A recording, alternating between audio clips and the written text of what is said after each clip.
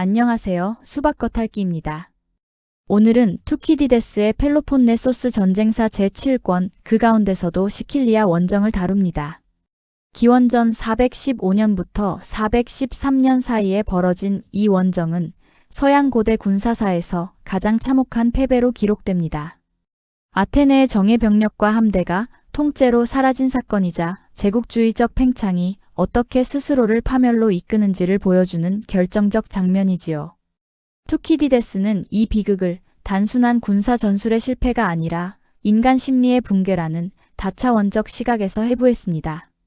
지금부터 시라쿠사 공방전, 항구해전, 그리고 내륙 퇴각으로 이어지는 절멸의 과정을 따라가 보겠습니다. 이야기는 기원전 415년 이른바 니키아스 평화의 불안정한 틈에서 시작됩니다. 펠로폰네소스 전쟁의 휴전기를 틈타 아테네의 팽창주의가 다시 고개를 들었습니다. 지도를 보시면 그리스 본토에서 서쪽으로 멀리 떨어진 시칠리아 섬 그곳의 강국 시라쿠사가 보입니다. 아테네는 이 먼 땅까지 함대를 보내 서지중해의 패권을 거머쥐려 했습니다. 거리만 보아도 이 원정이 얼마나 무모한 도박이었는지 짐작할 수 있습니다. 원정의 직접적인 명분은 시칠리아 서부의 도시 에게스타의 구원 요청이었습니다. 에게스타는 자신들의 부를 과장하여 아테네를 끌어들였고 아테네 민회는 이 과장된 풍요에 현혹되어 시라쿠사 정복과 서지중해 패권 장악을 꿈꾸게 됩니다. 그러나 이 원정은 출발부터 치명적인 결함을 안고 있었습니다. 명확한 전략적 목표가 없었고 무엇보다 단일한 지휘체계가 부재했습니다. 이 구조적 한계가 훗날 모든 비극의 씨앗이 됩니다. 원정의 시작은 그 자체로 오만의 극치였습니다. 세 가지 국면으로 나누어 보겠습니다. 첫째, 비이성적 관기입니다. 알키비아데스의 과대망상적 선동이 아테네 민회의 팽창주의 열망과 결합하면서 원정은 관기에 가까운 추진력을 얻었습니다. 둘째, 전략의 변질입니다. 원정에 회의적이던 니키아스는 민회가 포기하도록 유도할 셈으로 막대한 병력 증강을 요구했는데 역설적이게도 그 안이 그대로 가결되고 말았습니다. 견제 목적의 제한이 도리어 대규모 함대와 병력 투입안으로 둔갑한 것이지요. 셋째, 파멸의 전조입니다. 3단 노선 134척과 수만 명의 정예 병력이 명분 없이 사지로 내몰렸습니다. 양측의 초기 전력을 비교해 보겠습니다. 함대 규모에서는 아테네가 3단 노선 134척으로 70척을 보유한 시라쿠사를 압도했습니다. 바다에서는 아테네가 분명 우세했지요. 그러나 육상 기동 전력, 특히 기병대에서는 정반대였습니다. 아테네의 기병이 고작 30기 수준이었던 데 비해 시라쿠사는 무려 1200기에 달하는 기병대를 보유하고 있었습니다.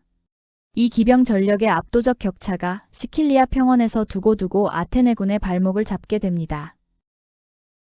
이제 일부 시라쿠사 공방전과 전략적 오판으로 들어가 보겠습니다. 시킬리아에 상륙한 직후 3명의 지휘관 니키아스, 알키비아데스, 라마코스는 각기 다른 전략을 고집했습니다. 라마코스는 시라쿠사가 전쟁 준비를 마치기 전에 즉각 중심부를 타격하자고 했으나 기각되었고 알키비아데스는 외교적 동맹을 먼저 구축하려 했으나 신성모독 혐의로 본국에 소환되고 맙니다. 결국 가장 소극적이던 니키아스가 실질적 총사령관이 되었습니다. 초기 전투에서 아테네 중장보병의 방지는 질적 우위와 엄격한 규율로 시라쿠사군의 중앙을 돌파했습니다. 그러나 1200기의 시라쿠사 기병대 견제로 패주하는 적을 섬멸하지 못했고 니키아스는 전선을 유지하는 대신 겨울을 나기 위해 기지로 철수했습니다. 이 조기 철수는 적에게 병력을 재편하고 방어벽을 보강할 완벽한 시간을 내준 치명적 오판이었습니다. 이듬해 봄 아테네군은 공세를 재개해 시라쿠사를 굽어보는 지정학적 요충지 에피폴라이 고지를 점령하고 도시를 육상에서 완전히 봉쇄할 거대한 포위 성벽 건설에 돌입했습니다. 지도에서 파란 선이 아테네의 포위망, 붉은 선이 시라쿠사의 대항 성벽입니다. 포위 완성을 눈앞에 둔 순간 두 가지 문제가 드러납니다. 라마코스가 전사한 이후 니키아스는 에피폴라이 고지 북쪽 절벽 같은 핵심 방어 지점을 확보하는데 치명적인 태만을 보였습니다. 또한 중장보병에 편중된 아테네군은 적 기병과 투창병의 끊임없는 게릴라전에 점점 더 취약해졌습니다. 바로 이때 전황을 뒤집는 인물이 등장합니다. 스파르타가 파견한 장군 뷸리포스입니다. 그가 구원병을 이끌고 입성하자 고립되어 항복을 논의하던 시라쿠사 시민들의 사기가 단숨에 회복되었고 방어체계가 전면 재편되었습니다. 뷸리포스는 곧바로 공세적 방어 전략을 택해 아테네의 포위망과 직각으로 교차하는 대항 성벽을 건설하도록 지시했습니다. 그의 병력은 국지전에서 승리한 뒤 이 대항 성벽을 성공적으로 연장했고 아테네가 시라쿠사를 육상에서 고립시키려던 전략은 완전히 무력화되었습니다. 이로써 공성전을 주도하던 아테네군은 거꾸로 그레이트 하버 주변 늪지대에 갇힌 피포이자로 전락하고 맙니다. 이제 2부 항구해전과 전술적 역전입니다. 시킬리아 원정의 진정한 재앙은 아테네 군사력의 중추였던 해군이 무너진 데 있습니다.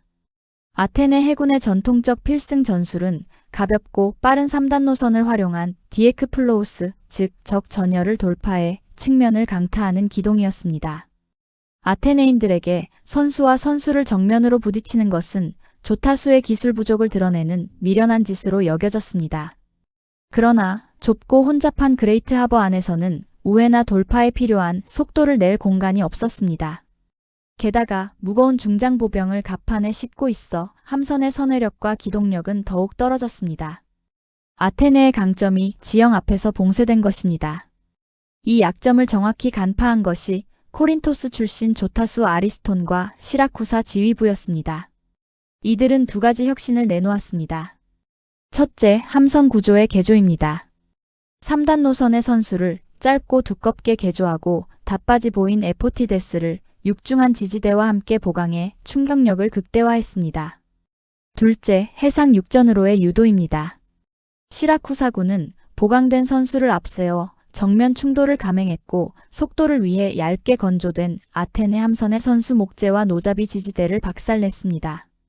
배가 서로 엉키자 시라쿠사의 중장보병과 투창병이 아테네 갑판으로 쏟아져 들어왔고 해전은 통제 불가능한 백병전으로 변질되었습니다.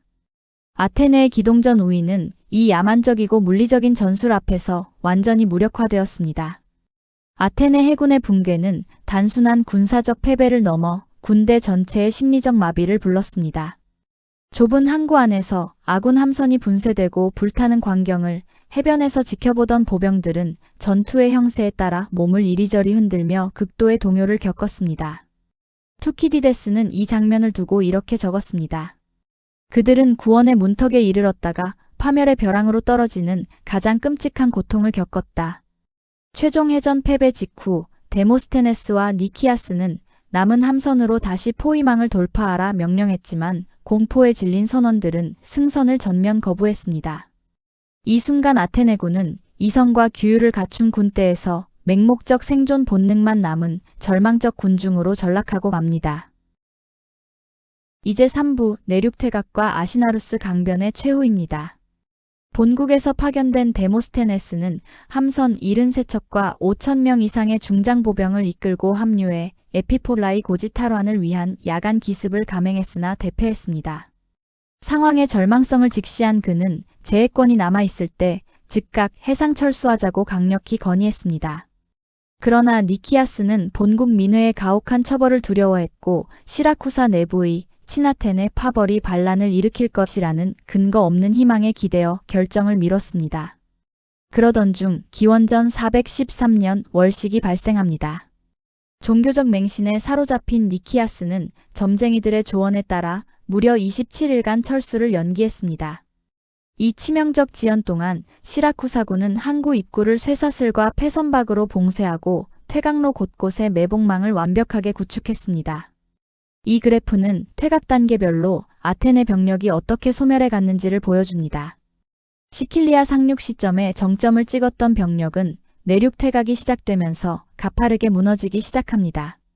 후위대 항복, 아시나루스 강변의 학살, 그리고 채석장 억류로 이어지며 곡선은 바닥을 향해 곤두박질 칩니다. 한때 에게해를 호령하던 대군이 이렇게 단계적으로 절멸해 간 것입니다. 해전에서의 완전한 패배 후 약 4만 명에 달하는 아테네와 동맹군 생존자들은 식량도 물도 없이 내륙을 향한 맹목적 퇴각을 시작했습니다.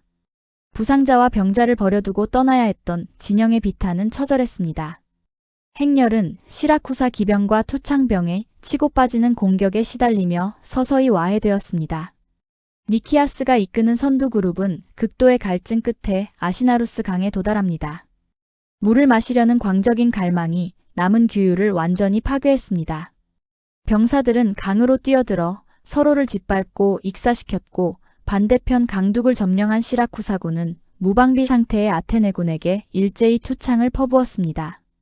강물은 흙탕물과 피로 붉게 물들었으나 이성을 잃은 병사들은 전우의 시체를 밟고 서서 그 핏물을 탐욕스럽게 들이켰습니다. 더 이상의 저항이 무의미함을 깨달은 니키아스는 뷸리포스에게 개인적으로 투항하며 병사들에 대한 도살을 멈춰달라 애원했습니다.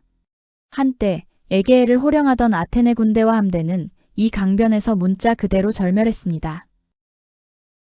이제 4부 채석장 수용과 그 비극적 의미를 분석해 보겠습니다.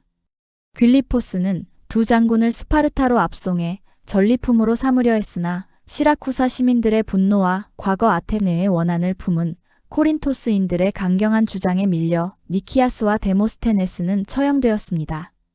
살아남은 약 7,000명의 포로는 시라쿠사 외곽의 석회암 채석장 라토미에에 수용되었습니다. 이곳의 삶은 생지옥 그 자체였습니다. 지붕 없는 수직의 채석장에서 포로들은 낮에는 지중해의 살인적인 폭염에, 밤에는 가을의 혹독한 추위에 무방비로 노출되었습니다. 하루 배급은 보리가루 1파인트와 물 반 파인트가 전부여서 아사를 간신히 면하거나 서서히 죽어가게 만드는 양이었습니다. 부패하는 시체와 전염병 속에서 인간의 존엄성은 완전히 말살되었고 8개월을 버틴 극소수의 생존자들마저 결국 노예로 팔려나갔습니다. 투키디데스의 서술 기법을 살펴보겠습니다. 영국의 역사가 토머스 맥콜리는 7권을 두고 인간 예술의 극치라고까지 극찬했습니다. 세 가지 측면이 있습니다. 첫째, 비극의 4단계 구조입니다. 투키디데스는 오만에서 출발해 판단차고인 하마르티아, 운명의 역전인 페리페테이아를 거쳐 필연적 징벌인 네메시스에 이르는 고전 비극의 플롯을 절묘하게 차용했습니다. 둘째, 객관성 속의 비애입니다. 가장 건조하고 객관적인 필치 속에 인간 정신의 철저한 붕괴를 담아내 역사 서술을 예술의 경지로 끌어올렸습니다. 셋째, 인간 삶의 부조리입니다. 고결하고 경건했던 니키아스조차 비참한 최후를 맞는 대목에서 투키디데스는 미덕과 경건함이 냉혹한 권력 정치 앞에서는 구원이 될 수 없다는 묵직한 통찰을 던집니다. 이제 결론, 이 고대의 비극이 오늘날 우리에게 무엇을 말하는지로 넘어가겠습니다. 바버라 터크먼은 저서 바보들의 행진에서 시킬리아 원정을 국가가 자국의 이익에 명백히 반하는 정책을 고집한 어리석음의 원형으로 제시하며 미국의 베트남 전쟁과 같은 선상에 놓았습니다. 표를 따라가 보겠습니다. 오판과 명분에서 아테네는 에게스타의 허위부에 현혹되었고 미국은 통킹만 사건의 조작과 도미노 이론에 빠졌습니다. 적의 의지에서는 아테네가 시라쿠사 시민의 조국 수호 의지와 스파르타 개입 가능성을 무시했고 미국은 북베트남의 민족주의적 결기를 과소평가했습니다. 매몰 비용에서는 폐색이 짙은데도 아테네는 2차 원정군을 보냈고 미국은 폭격을 강화하며 지상군을 증파했습니다. 그리고 인지 부조화에서 니키아스는 처벌이 두려워 필수적인 철수를 기피했고 미국의 지도자들은 패배한 대통령이 되지 않으려 승산 없는 전쟁을 이어갔습니다. 양측의 지도자 모두 철수를 객관적 군사지표가 아닌 개인의 명예와 정치적 생존의 문제로 바꿔치기 한 것입니다. 이토록 참혹한 현장에도 인간성이 빛난 순간이 있었습니다. 플루타르코스의 기록에 따르면 라토미의 채석장에 갇힌 포로들 가운데 비극 시인 에우리피데스의 시구와 희곡을 암송할 수 있던 극소수의 병사들은 시라쿠사 시민들에게 음식과 물을 얻거나 심지어 노예 신분에서 풀려나기도 했습니다. 적군으로 만나 서로를 도살하던 이들이 시와 연극이라는 매개를 통해 순간적으로 인간성을 회복한 것입니다. 이 일화는 페르디아 레논의 역사소설 글로리어스 익스플로잇의 모티브가 되기도 했습니다. 고대 전쟁의 무자비함 속에서 역설적으로 피어난 문화와 예술의 위대한 치유력을 보여주는 단면입니다. 전쟁을 폭력적인 교사로 정의한 투키디데스의 철학은 이 7권에서 절정에 달합니다. 시킬리아 원정이 남긴 교훈은 두 가지로 정리됩니다. 첫째, 명확한 출구 전략이 부재한 제국주의적 팽창주의는 필연적으로 자멸에 이른다는 것입니다. 둘째, 매몰 비용에 집착하여 이성을 잃은 권력이 어떻게 스스로 바보들의 행진에 동참하게 되는지를 보여주는 영구적 경고라는 것입니다. 아테네의 몰락은 오만과 판단착오가 부른 필연적 징벌이라는 고전 비극의 플롯을 완성하며 2400여 년이 지난 지금도 우리에게 묵직한 질문을 던지고 있습니다. 오늘 영상은 여기까지입니다. 감사합니다.